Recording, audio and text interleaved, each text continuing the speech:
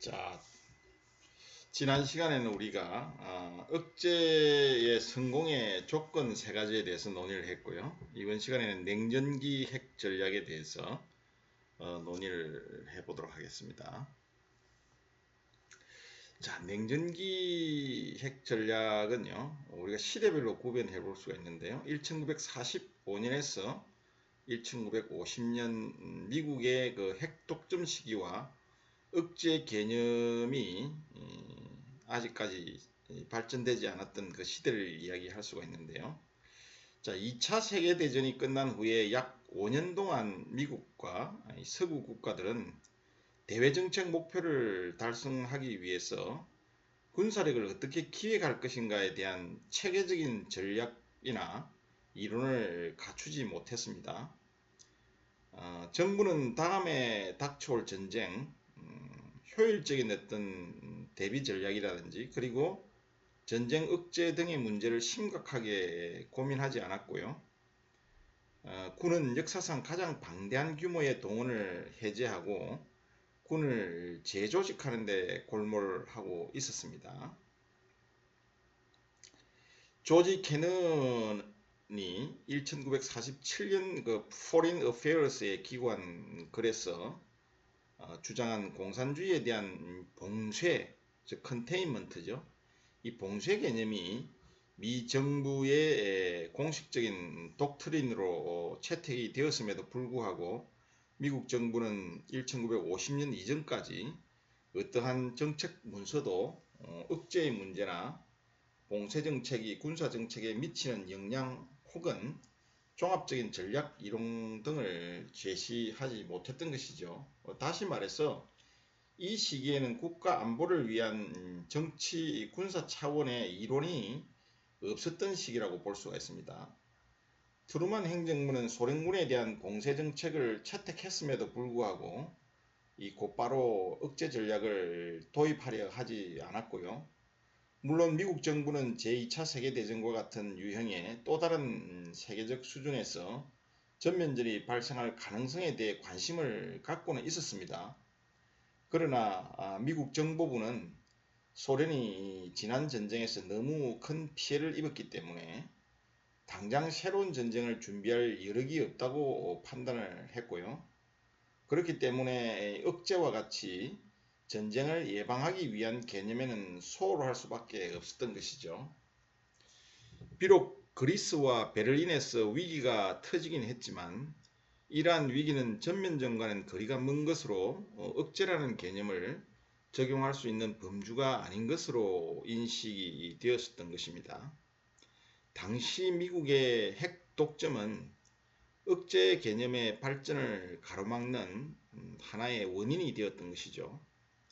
핵을 갖고 있지 않았던 이 소련이 미국과의 제3차 세계대전을 각오하지 않고서는 어느 지역도 침공할 수 없을 것이라고 판단했기 때문에 미국은 굳이 소련의 공격을 억제하기 위한 전략을 도입해야 할 필요가 있다고 생각하지 않았던 것이죠. 오히려 이 시기에 미국의 핵 전략은 전쟁을 억제하기보다는 전쟁 시에 핵 사용을 염두에 둔 것이었습니다. 1949년 말에 미국이 가진 핵탄두는 불과 100여 개에 불과했고요. 육군과 해군은 거의 동원을 해제한 상태였습니다. 유럽 국가들이 군사적으로나 경제적으로 거의 파산한 상태였지만 소련은 아직 대규모 지상군을 유지하고 있었고요. 자, 이처럼 재래식 전력이 전적으로 불리한 상황에서 미국은 소련이 유럽을 군사적으로 점령할 경우 소련의 전쟁 능력을 불구로 만들기 위해서 원자탄을 사용해야 한다고 믿었던 것이죠. 결국 1949년부터 50년까지 억제 개념은 발전할 수가 없었던 것이죠. 그러한 것은 기본적으로 소련의 전쟁 능력이 약화되었고 그래서 제3차 세계대전이 당분간 발발하지 않을 것이라는 판단이 작용했기 때문이었습니다. 그리고 또 미국의 이 원자탄 독점과 미국의 재래식 전력의 동원 해제, 그리고 서유럽 동맹국 전력의 약화, 그리고 또 서유럽에 대한 소련의 군사적 위협에 대비해서 소련의 전쟁 억제보다는 전쟁 시에 원자탄 사용에 초점을 맞추었기 때문인 것이죠. 그리고 이 시기 미국은 전 지구적으로 나타나기 시작한 이 정치 군사적 위기, 그리고 전면전이 아닌 소규모 전쟁에 대해 무력 사용과 또 개입 의지가 약화되어서 소련의 침략을 적극적으로 저지하기 위한 억제 개념을 검토할 수 있는 여력을 갖추지 못했던 것이었습니다. 자, 그런데 1950년대에 들어와서는 상황이 좀 바뀌었죠. 50년 초에 당시 국무부 정책기획국장인 폴 니츠는 이 최초의 포괄적인 국가 전략을 담은 문서를 작성을 하게 됩니다. 이 문서는 이 소련이 1954년까지 미국의 원자탄 공격을 가할 수 있는 능력을 확보할 것으로 판단을 했고요. 소련은 그들 영토에 대한 미 전략항공사령부의 폭격을 저지하기 위해서 필요하다면 미 전략항공사령부를 먼저 파괴하려 할 것이라고 예상을 했었습니다. 그렇기 때문에 미국은 소련의 공격을 억제하기 위해 이 전략적 핵 능력을 증강해야 하고 동시에 나토의 재래식 전력을 강화해야 한다고 주장하기 시작했습니다. 자, 이 문서에는 오늘날 이 보편적으로 사용하고 있는 많은 전략적 억제 개념을 제시하고 있는데요. 다만 1950년 6월 한국전쟁이 발발하자 미국은 당분간 핵 억제 개념을 발전시키기보다는 재래식 전력을 증강하는 데 주안을 두지 않을 수 없었습니다. 1952년 아이젠하워 행정부는 이 뉴룩을 통해서 미 국가 안보 문제에 대한 전면적 검토에 착수를 했는데요. 그 결과 1953년 10월 새로운 기획 문서가 비밀리에 대통령의 재가를 받았고요. 3개월 후인 1953년 1월 덜레스 국무장관이 이 문서의 존재를 공식적으로 확인을 해 주었습니다. 이 문서는 대량 보복 독트린을 골자로 한 것으로 미국은 이 공산주의자들의 군사적 모험에 대해 더 이상 그 지역에 한정된 재래식 반격에 그치지 않고 그에 대한 책임 있는 공산주의 강대국에 대량의 핵무기로 즉각 보복하겠다는 내용을 담고 있었던 것이죠. 다시 말해서 한반도나 인도차이나 이란 혹은 그 밖의 어느 지역에서건 또다시 대리전쟁이 발발한다면 미국은 소련이나 중국에 대해서 원자탄을 사용해서 즉각 보복하겠다는 것이었죠. 이 대량 보복 전략은 냉전기에 최초로 제시된 미국의 억제 전략으로서 1950년대의 주요한 핵 전략으로 자리매김을 하게 됩니다. 미국이 대량 보복 전략을 채택한 데는 세 가지 요인이 작용을 했어요. 첫 번째는 한국전쟁의 경험이었죠. 전통적으로 이 전격적인 승리를 추구하던 미국은 한반도에서 이 소규모의 더러운 전쟁을 치르면서 값비싼 희생을 치르게 됩니다.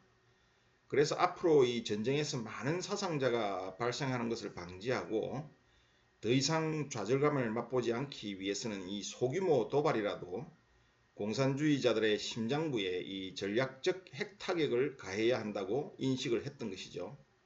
두 번째는 경제적 요인이었습니다.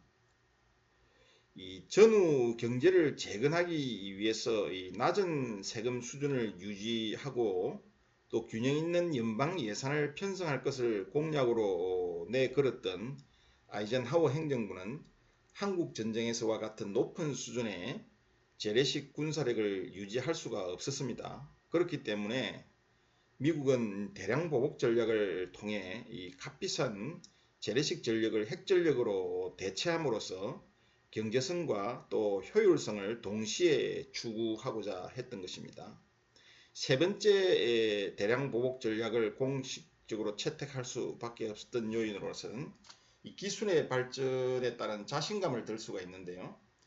핵무기 분야에서 이 기술이 발전해서 다양한 종류의 핵탄두와 또 운반 수단이 개발되기 시작을 합니다.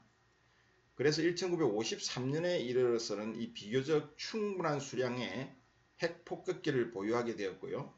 위력이 큰 핵무기로부터 이 소형 전술 핵무기까지 등장해서 핵전력을 보다 융통성 있게 운용할 수 있게 됨에 따라서 이 핵에 대한 의존도가 높아지게 됩니다. 자, 이처럼 정치적, 경제적, 기술적 요인들로 인해서 미국은 억제 전략을 강구하게 되었고요. 자, 이는 1954년 1월 덜레스의 대량 보복 연설로 공식화되었던 것이죠. 1950년대 후반에 이 국제 정치 상황이 변화하면서 대량 보복 전략은 두 가지 측면에서 비판을 받게 되었는데요. 첫 번째는 이 취약성의 문제였습니다. 이 소련의 핵무기, 소련의 이 전략 무기 규모와 그리고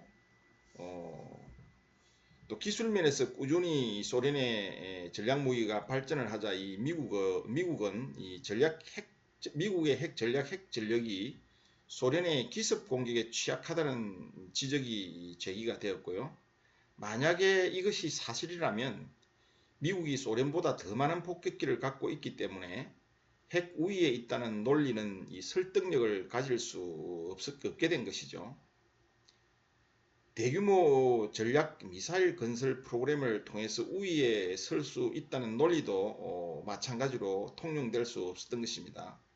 학자들은 이 대량 보복 개념보다는 억제와 관련한 다른 문제들, 즉 이 충분성이나 전략적 균형과 또 군비 경쟁의 안정성, 그리고 전략적 군비 통제 등의 문제에 이제 관심을 갖게 되었고요.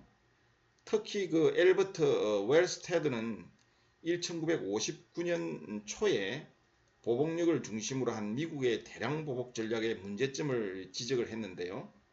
자, 그는 이 적의 공격으로부터 이 생존 가능성, 보복, 그리고 명령의 전달 과정, 미 폭격기의 적 방공망 침투 가능성, 그리고 적 민간 방공 체계 극복 등의 문제를 제기를 했습니다. 그리고 또한 이 월스테드는 당시 소련의 기습 공격을 아주 쉽게 저지할 수 있다고 한 가정은 잘못된 것이고요. 자, 이를 그대로 받아들이는 것은 매우 위험한 결과를 초래할 것이라는 결론을 내렸고, 다른 많은 학자들도 월스테드의 견해에 동의를 했던 것이죠. 또 다른 하나의 이 대량 보복 전략에 대한 비판은 이 전략이 갖고 있는 신뢰성의 문제였습니다.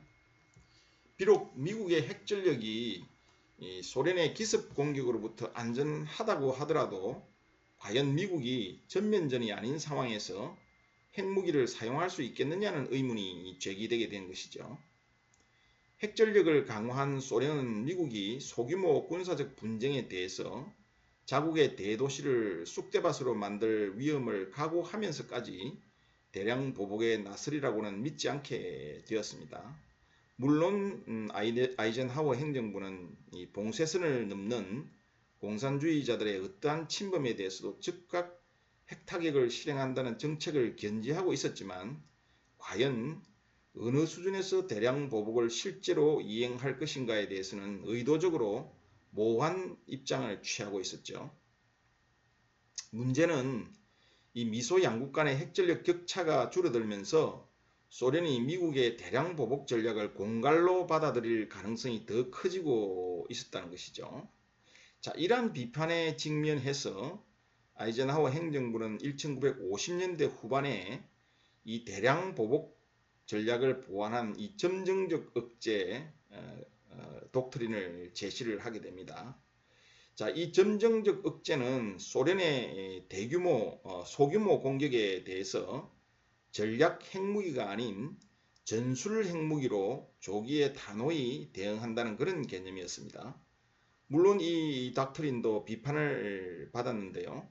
그것은 이 소련도 몇 년 이내로 전술 핵무기를 개발할 것이고, 그렇게 되면 이 소규모 핵전쟁이 대규모 핵전쟁으로 확대될 것이라는 그런 지적이었던 것이죠. 자, 1960년대에는 이 유연 반응 전략과 상호 확정 파괴라는 개념으로 미국의 핵 전략을 우리가 설명을 할 수 있는데요. 1961년에 케네디 행정부가 등장하면서 기존의 대량 보복 전략 대신에 유연 반응이라는 전략을 들고 나옵니다. 이 유연 반응 전략은 그 자체로 단일한 이론이기보다는 여러 개의 아이디어와 또 견해가 결합이 된 것인데요. 1970년대의 초까지 다양한 형태로 변형이 되었습니다. 1961년에 등장한 이 유연 반응 전략은 전력 구조를 개편해서 대통령으로 하여금 위기 상황에 대처하는 데 있어서 선택 가능한 다수의 옵션을 제공한다는 것이 핵심인데요. 다시 말해서 전략적으로나 전술적으로 모두 충분한 핵 능력을 갖춤으로써 국지적 전장에서의 이 제한된 핵 사용이나 전면전 시의 전략적 핵 타격 모두에 대비한다는 것입니다. 물론 이러한 전력을 유지하는 주된 목적은 적의 핵 공격을 억제하는 데 있었죠.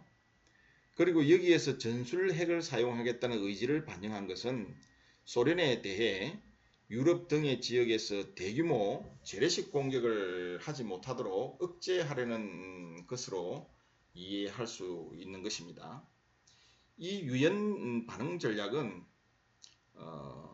핵 전력 외에 재래식 전력의 정강을 꾀했는데요. 다시 말해서 다양한 핵 옵션으로 핵 균형을 안정적으로 유지하는 가운데에서 핵으로 억제될 수 없는 재래식 전쟁에 대비하기 위해서 주요 재래식 전력을 강화한다는 것입니다. 자, 이는 이 유연 반응 전략의 핵심적인 부분이고요.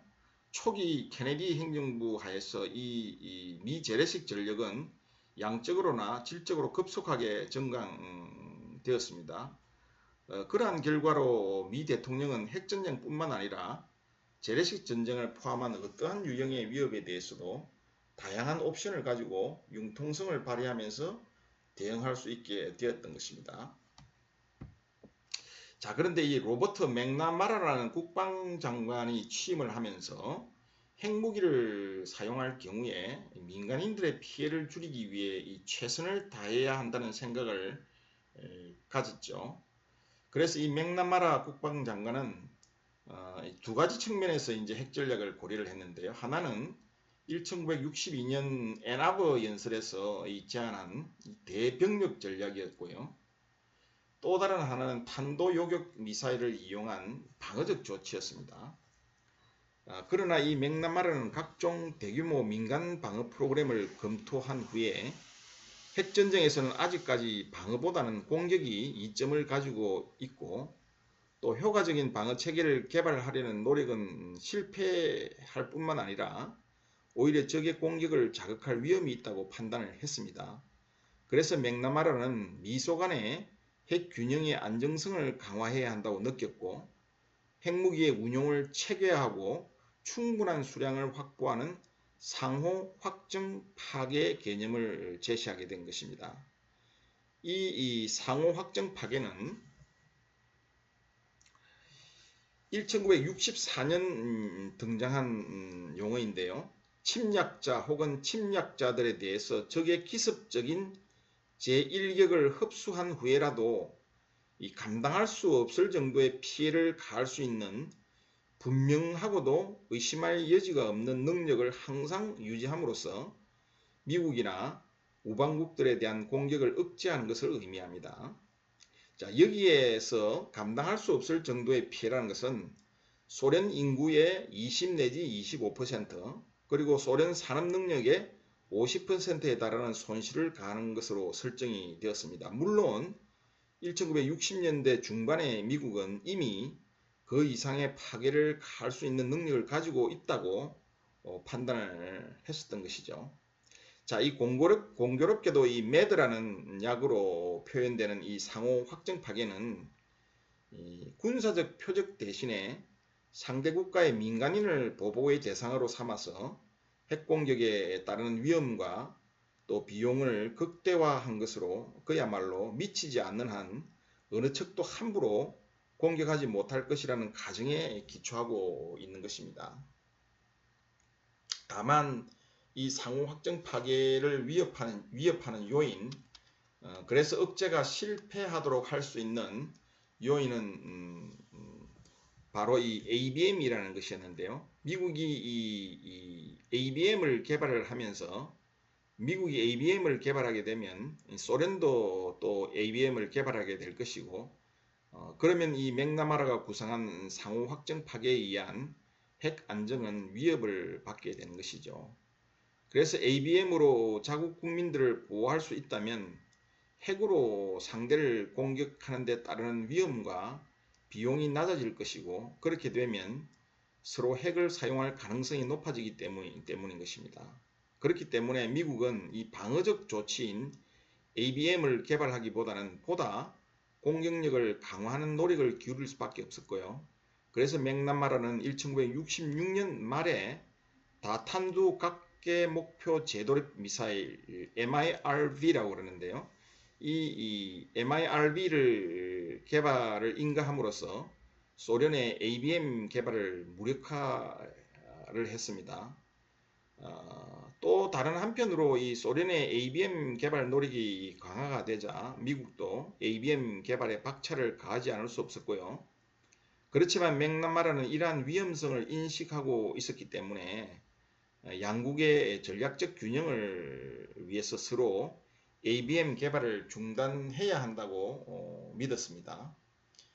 1969년 닉슨 행정부가 들어서면서 이 세이프가드라는 ABM을 민간인 방어용으로 도시에 배치하지 않고 대신에 ICBM, 대륙간 탄도미사일이죠.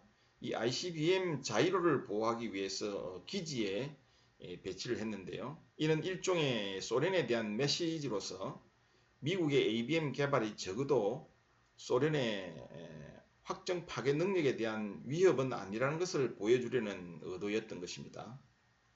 그리고 또한 이 닉슨 행정부는 제1세대 ABM을 뚫을 수 있는 MIRV를 공개해서 ABM 개발에 열을 올리고 있었던 소련을 압박을 했습니다. 미국은 또 1968년에 이미 MIRV에 의해서 무용화된 제1세대 프로젝트를 거의 포기하고 제2세대 ABM 사업을 추진하고 있었습니다. 1972년 제1차 전략무기감축협정에서 미국은 소련의 ABM 개발을 저지하기 위해서 이를 협상 카드로 사용을 했고요. 이 자리에서 양국은 ABM의 배치를 크게 감축한다는 것을 골자로 한 ABM 조약에 전격적으로 합의를 하게 됩니다. 이 미소 양국이 핵전력에서 방어적인 조치를 제한하고 공격의 우위를 인정했었던 것은 상호 전략적 취약성을 유지함으로써 핵 균형을 안정적으로 유지할 수 있다는 이 상호 확정 파괴 논리를 수용했던 것으로 볼 수가 있는 것입니다. 다음에 1970년대와 1980년대 핵 전략을 한번 살펴보면요. 1970년대 미국의 주요 관심은 MIRV 프로그램을 통해서 전략적 우위 또는 우위가 불가능하다면 전략적 안정을 이루는 것이었습니다. 1970년대 중반까지 미국은 대륙간 탄도미사일 즉 ICBM과 잠수함 발사 탄도미사일 SLBM이죠. 이 SLBM의 탄두를 거의 다 탄두화했습니다. 1967년부터 미국은 1750여 기의 미사일을 보유하고 있었지만 이 탄두를 다 탄두함으로써 1976년에는 같은 수량의 미사일로 7천여 개 이상의 탄두를 운반할 수 있게 되었고요. 소련의 MIRV 프로그램은 미국보다 늦게 시작이 되었고 특히 SLBM 분야에서는 크게 뒤처졌습니다. 그러나 소련은 더 많은 ICBM을 갖고 있었기 때문에 보다 신속하게 그리고 더 많은 수량의 탄두를 갖게 될 것으로 미국은 예상을 했습니다. 1970년대는 이와 같이 공세적이고 정확성이 개선된 핵탄두에 대한 전략적 논의가 지배적이었던 시대였습니다. 그리고 이러한 논의는 어떤 대가치보다는 대전력 옵션, 특히 상대의 지상에 배치된 핵전력을 타격할 수 있는 능력을 개선하는 방향으로 진행이 되었습니다. 그렇지만 전반적으로는 이 ICBM과 전략 폭격기가 가진 취약성으로 인해서 미국은 진정한 제1격 능력을 보유하는 데는 한계가 있었고요. 소련에 대한 결정적인 전략적 우위를 달성하지 못한 채로 1950년대 이후에 지속된 이 전략적 불안정성이 여전히 지속되고 있다고 생각을 했습니다. 한편 그 소련의 대잠 능력 발전은요, 잠수함 전력이 점점 취약해지고 있다는 주장이 제기되기도 했지만 상대적으로 조용하고 장거리 미사일을 탑재한 전략 핵 잠수함이 적의 공격에 쉽게 당할 것이라는 생각은 하지 않았습니다. 이 상대의 무자비한 선제 타격에 의해서 지상에서 제2격 타격이 불구가 될 가능성에 대비해서 핵잠수함은 최후의 보루로 남겨두어야 했던 것이죠. 또 다른 한편으로 1970년대는 이 상호 확정 파괴와 상호 확정 파괴 전략의 실효성에 대한 의문도 끊임없이 제기가 되었습니다.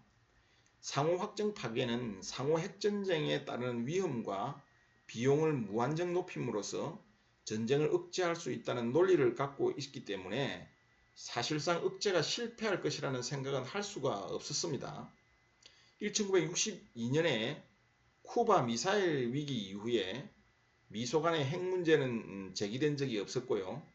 1970년대 초에는 양국 간의 이 데탕트가 이루어졌어, 즉 화해 무드가 이루어졌다는 것이죠. 평화 무드가 이루어져서 핵 균형은 안정적인 것으로 비추어졌습니다. 그러나 1973년에 제4차 중동전쟁이 일어나면서 이러한 인식에 큰 변화가 오게 됩니다. 이집트에 대한 이스라엘의 반격이 본격화될 무렵에 미국은 소련이 이집트를 지원한다는 이유로 개입하지 않도록 경고하기 위해서 핵태세를 격상하는 조치를 취하게 됩니다. 이후 미국 내에서는 만약 이러한 경고가 실패해서 우발적으로 핵전쟁이 발발을 하게 된다면 어떻게 해야 할 것인지에 대한 의문이 높아져 가게 됐습니다. 어떤 경로로든 핵무기를 사용하게 될 경우에는 무고한 국민의 학살을 감수해야 할 텐데 과연 이것이 바람직한 것에 대한 회의도 있었죠. 자, 이러한 문제는 가장 근본적인 문제였고요. 1970년 닉슨 대통령은 의회에 제출한 보고서를 통해서 미국이 핵공격을 받을 경우에 국민들이 대량 살상을 당할 것을 뻔히 알면서도 적국의 그 시민들을 살상하도록 명령할 수밖에 없는지 질문을 한 적이 있습니다. 이 국제정치적 상황이 변화하면서 이 상호 확정 파괴 전략의 변화를 요구하는 목소리가 점점 높아져 갔고요. 우선 70년대의 제3세계 국가들의 정세가 악화되고 또 위기 발생 가능성이 증가하면서 억제가 실패할 경우 어떻게 해야 할 것인가에 대한 논의가 활발하게 이루어졌습니다. 또한 기술의 발달로 소련이 보다 정교한 방식으로 핵전쟁을 추구할 수 있게 됨에 따라서 소련이 제한적으로 미국의 핵시설을 타격할 경우 어떻게 대응해야 하는가의 문제가 또한 제기가 되었고요. 1970년대 군비 통제 협상은 핵무기를 전략 핵무기와 중거리 핵무기, 단거리 핵무기로 구분해서 이루어졌는데요. 자, 이는 일괄적으로 대량의 보복을 가하는 상호 확정 파괴의 논리보다는 위협의 단계에 따라서 상응한 조치를 취해야 한다는 목소리를 강화한 결과라고 볼 수가 있습니다. 자, 이런 상황에서 70년대에는 미소 간 긴장이 고조되지 않도록 어떻게 상황을 관리해야 하는가에 대한 관심이 높아졌습니다. 74년 제임스 슐레진저 국방장관은 이 다양한 핵 옵션을 개발해서 상호 확정 파괴에 대한 의존도를 낮추겠다고 발표를 하게 됩니다. 슐레진저 국방장관은 이 진정한 제1격 능력을 갖추는 것이 가능하지도 바람직하지도 않고 대규모 분쟁이 발생할 경우에 무조건 상호 확정 파괴를 추구하기보다는 핵무기를 보다 효율적으로 사용해서 적의 진격을 저지하고 적의 침공 행위를 계속하지 못하도록 경고하는 것이 낫다고 보았던 것이죠. 자, 이런 기조는 카터 행정부에서도 계속 유지가 되었습니다. 1980년 해럴드 브라운 국방장관은 대통령 지침으로 알려진 이 상쇄 전략이라는 것을 내놓습니다. 자, 이 상쇄 전략은 더 많은 대응 옵션을 개발하는 것인데요. 이 상쇄 전략에는 핵 지연전의 가능성을 검토하거나 또 소련의 주요 정치적 경제적 자산을 타격하는 방안들이 포함되어 있었습니다. 기본적으로 상쇄 전략의 핵심 개념은 만일 소련이 핵 위기를 고조시키면 미국은 각 위기 수준별로 효과적으로 대응할 수 있어야 한다는 것이죠. 자, 1981년 레이건 행정부는 한 단계 더 나아간 조치를 단행을 하게 됩니다. 레이건 행정부는 이 공세적 전력을 유지하는 가운데서 방어적 조치를 강화함으로써 핵태세의 새로운 돌파구를 마련한다는 노력을 기울였는데요. 이 레이건 대통령은 1983년 3월 과학자들에게 전략방위구상 SDI라고 알려져 있죠. 이 전략방위 구상으로 이름이 붙여진 이 방어적 조치를 통해서 가공할 만한 소련의 미사일 위협에 대응할 수 있는 방안을 강구할 것을 요청하게 됩니다. 자, 이 SDI는 우주에 기반한 시스템을 이용해서 적 미사일을 요격하는 개념인데요. 자, 이 레이건 대통령은 이러한 프로젝트가 소련의 핵전력에 대한 군사적 우위를 추구하는 것이 아니라고 했지만 사실상 이러한 방어적 수단을 개발할 경우에는 소련의 핵 공격력을 무력화하고 일방적으로 우위에 설 것임은 틀림이 없었던 것이죠. 물론 이 SDI에 대한 반대 의견도 많았습니다. 우주 체계를 이용한 이 방어 구상은 기술적으로 또 정치적으로 그리고 자원 측면에서 성공할 것으로 보지 않았기 때문이죠. 그러나 SDI를 추진하는 과정에서 소련에서는 이 고르바초프가 등장해서 개혁 개방을 추진하면서 미소 간의 대탕트를 이루었고 이로써 SDI는 그 추진 동력을 잃게 되었습니다. 그리고 1991년 말에 소련의 붕괴로 미소 간에 팽팽했던 냉전기 핵무기 경쟁은 막을 내리게 되었던 것입니다. 자, 지금까지 우리가 냉전 시대의 핵전략에 대해서 알아봤고요. 다음 시간에는 탈냉전기의 핵전략에 대해서 알아보도록 하겠습니다.